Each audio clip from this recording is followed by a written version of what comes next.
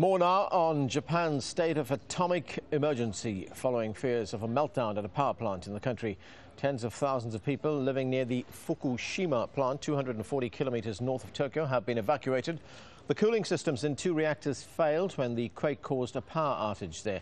Steam is being released from the reactors to relieve pressure. The vapor is radioactive, but safety officials say there's no immediate health hazard. Peter Hayes is the Executive Director of the Nautilus Institute for Security and Sustainable Development, and he joins us now from Melbourne in Australia. Sir, how dangerous is the situation now?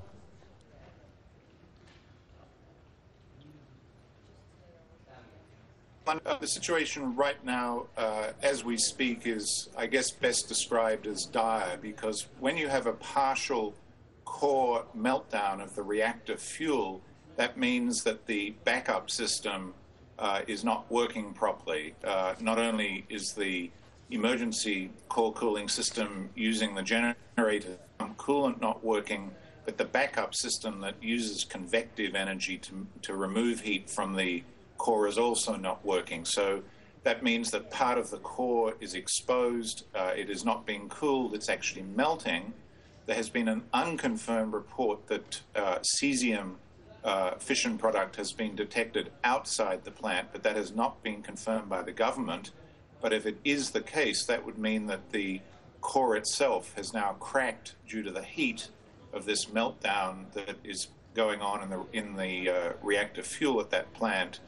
And because the electricity has failed, the containment building around the core is not negatively pressurized, which means that these fission products can escape into the atmosphere. So it's still possible that the reactor workers can stabilize the situation if power is brought back in, if coolant is brought into the reactor, but at a certain point it will run away and it will go out of control. And so we are really right on the precipice of a massive nuclear crisis.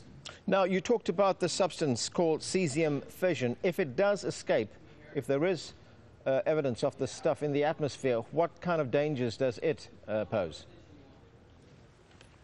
Well, there are a number of fission products that are in a reactor core that when you get a meltdown, the thermal plume, the hot air, rushes up into the atmosphere, and then the plume is swept downwind, whatever direction the wind is going, and if it's raining, that will bring it down to ground even faster.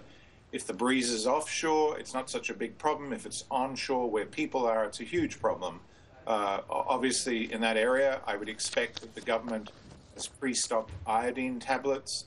People would stay if they have an indoors, they would have to stay indoors.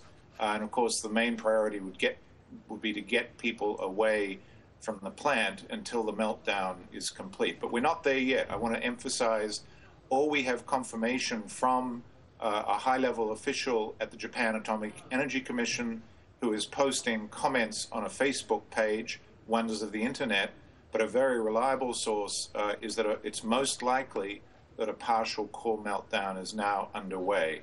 And this is really the worst possible scenario in a reactor. And what are the options open to workers, nuclear rescue workers at that facility to try and fix this? Well, the main option is to get coolant into the reactor core and cool it down, and then remove the heat through some form of transport medium. Water is the best way to do it, but to do that, they've got to have power. So they've got to either restore the diesel generators on site or fly diesel generators in and get them up and working.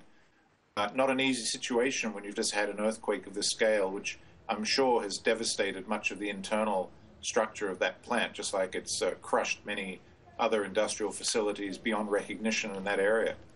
All right, sir, thank you. Peter Hayes there talking to us from Melbourne in Australia.